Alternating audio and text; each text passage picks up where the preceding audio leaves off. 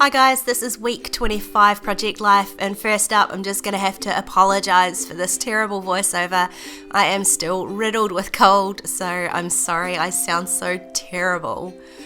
This week I decided to challenge myself to only use my photos and these 3 stamp sets from Kellie Stamps, the Rise and Shine, the Big Day and the I Was Here stamp set. My photos are all quite blue toned this week, so I've picked out a few blue inks. I've got my regular white ink there too, and I do think I might do a little bit of heat embossing as well. So I'm going to start this week just really simply. Let's start this off with just stamping one stamp onto this photo here. So I'm just using the Brilliance Moonlight White ink and just stamping that directly onto the photo. There was quite a big gap, so the photo fit there nicely. And this card here, I wasn't quite decided on whether I was going to do a white background or I thought maybe this craft background. So I've just stamped the sentiment stamp onto the photo. And now I'm going to try 2 ideas because I thought on the white card there's this diagonal like stripe stamp, and I thought it might be cool to use the blue ink to make sort of like a horizontal line across the card. So I'm just using just a blue dye ink, and I'm trying really hard to stamp them against each other, but you can see it's not perfect. There are lines, and I'm okay with that. It sort of adds to the texture of it. And so you can see that was the sort of idea I had. But then I wondered maybe on this craft cardstock it might look cool to do the exact same thing, but this time using the Versamark ink, and I'll do some heat embossing on it.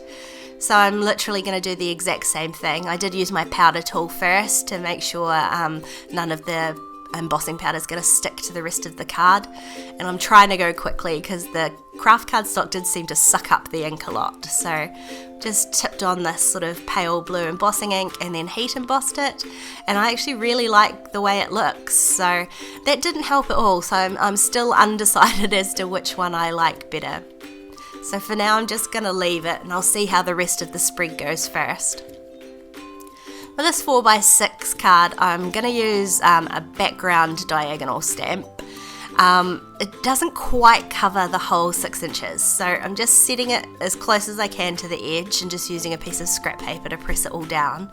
And then there is this white line down the side of it, so I thought I would just cover up the white line with some washi tape. Now, I only had a couple of blue washi tapes, and one of them does have a diagonal stripe on it as well, so I'm adding a little thin plain blue one just to break the 2 diagonals. And then I can just stick my photo down over top. Now I'm going to use this sentiment stamp as kind of a title for this card, so it says I loved this, I think. And then underneath it there's like a wee arrow stamp, so I'm going to stamp that a few times. And that's sort of like the title for my card, and then I can just fill in some journaling later. I was a bit unsure which way I liked those photos, so again I'm just going to carry on working on them, and once the whole spread's done then I'll work out where I'm going to put everything. So I wanted to stamp like a cluster of stamps on this one, and I was going to just stamp them all in the Brilliance ink, but then I decided one of them I would stamp in blue on just some scrap paper so that it would tie in the blues on the spread a bit more. There's actually some blues in that photo too, so it works in quite nicely. So I've just stamped that down, and then I can stick that down and stamp the other stamps around it. So I've got a couple there, and I just felt like it needed something else, so I contemplated maybe stamping the little moon stamp or something else, and in the end I just added that same arrow stamp I used on the other card. And later on I'll put some journaling on there, and that will fill that in nicely anyway.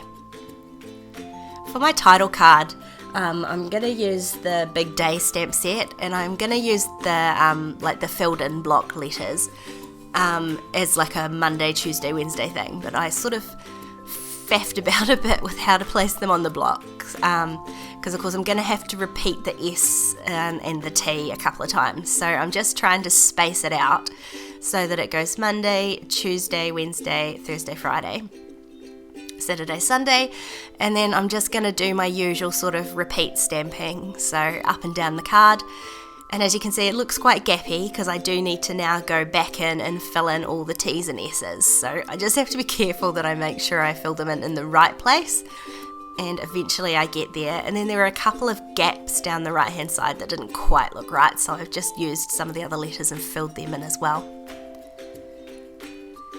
And then I'm going to use the outline stamps and a slightly darker blue ink, not to fill in all of them, but just to randomly outline one of each day, just to give it a little bit more interest. And I've got no rhyme or reason for this, I'm just scattering them across the page.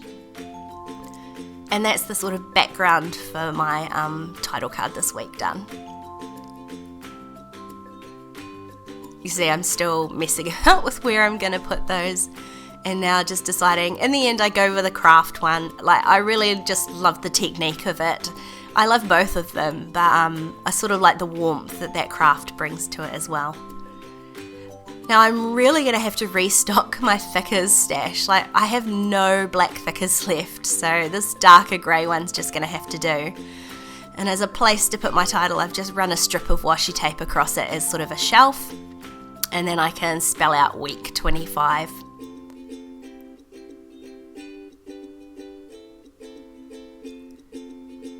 And usually I would do my date stamping on a label, and there is actually a label stamp in here, a clear label, so I am going to just stamp that in the same blue that I've been using, just on some scrap paper. Do have to stamp it a couple of times. I do find with new stamps, the first one's always a little bit dodgy, so I do have a piece of scrap paper on hand so I can do a couple. And then I can just stick that down and add my date stamp in. It wasn't quite as big as I normally would have it, so I'm not going to fit the whole date in, so I just have to be a little bit careful with how I'm inking it up. And then I totally duffed up the stamping too, but you can still read it, so I'm going to leave it as is. And I thought I was done. I thought I was going to add my journaling, but then I decided to add just one more stamp to this photo of Lily, just really simply in that same blue dye ink, just one stamp that says morning view. And now I can just do my journaling. So I end up putting probably more journaling than I usually would on this spread, which is quite a nice change for me. So I'm just using a regular, just thin black gel pen, and I wrote directly onto the photo of Lily. Then I'm adding a reasonable amount of journaling here, and I went to spell out winter solstice and then just couldn't for the life of me work out how to spell it. And so I went and checked, and of course I've spelt it wrong. So I was a little bit bummed about that. And then on these darker photos, I'm just using a jelly roll pen.